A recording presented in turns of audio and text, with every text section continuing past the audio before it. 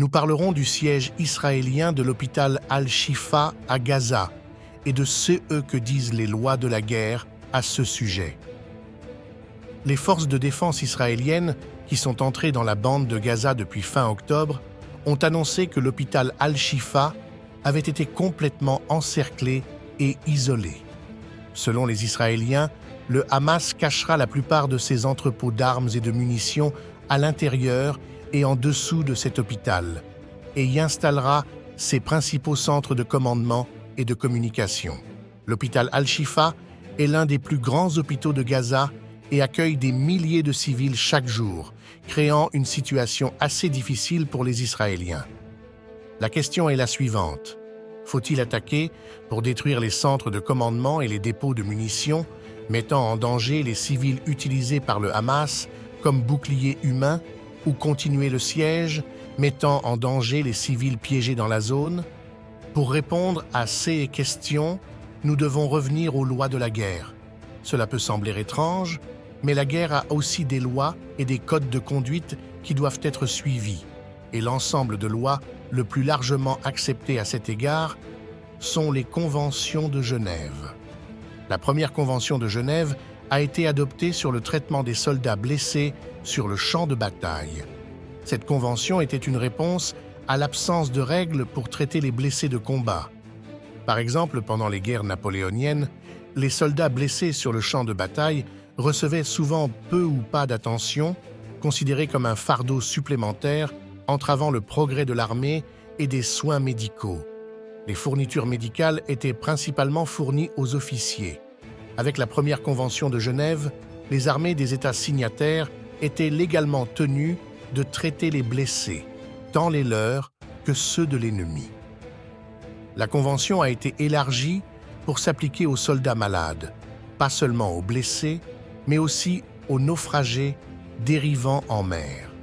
Cependant, il y a eu des progrès significatifs des années après les horreurs de la Première Guerre mondiale, lorsque des mesures spéciales ont été prises concernant les prisonniers de guerre.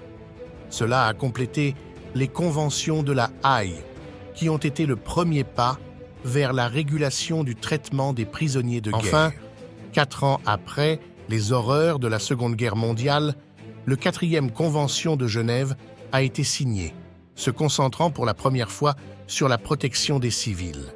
Cela a été une réponse aux conditions brutales et inhumaines endurées par des millions de civils pendant la guerre, dont beaucoup étaient considérés comme des cibles militaires légitimes.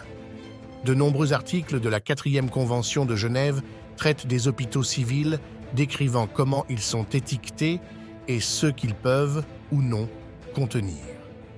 L'article de la Convention stipule que les hôpitaux civils ne doivent en aucun cas être attaqués et doivent être correctement signalés pour une identification rapide depuis la terre, l'air et la mer. Cependant, l'article du 4e Convention de Genève établit qu'un hôpital civil peut devenir un objectif licite s'il est déterminé que l'ennemi utilise l'installation pour attaquer l'ennemi ou pour stocker des armes et des munitions. Dans ce cas, l'hôpital devient une cible légale, mais la Convention interdit à l'attaquant d'attaquer immédiatement, exigeant qu'une alerte soit donnée à l'avance et qu'un ordre d'évacuation soit émis et que toutes les installations appropriées soient fournies pour évacuer en toute sécurité les civils et les patients. Seulement lorsque ces conditions sont remplies, l'objet peut être attaqué.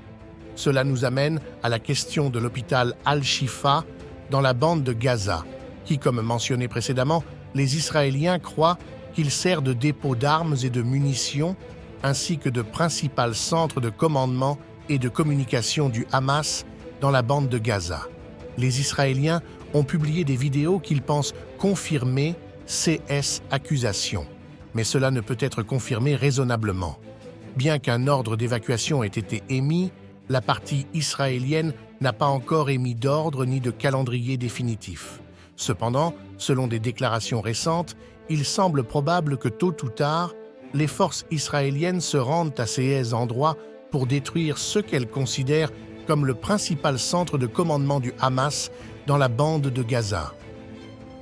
Si cela se produit, La décision du Hamas sur ce qu'il faut faire de tous ces civils fera la différence entre la vie et la mort pour de nombreuses personnes innocentes. Si vous avez aimé le contenu, appuyez sur j'aime, partagez et abonnez-vous à la chaîne. À la prochaine.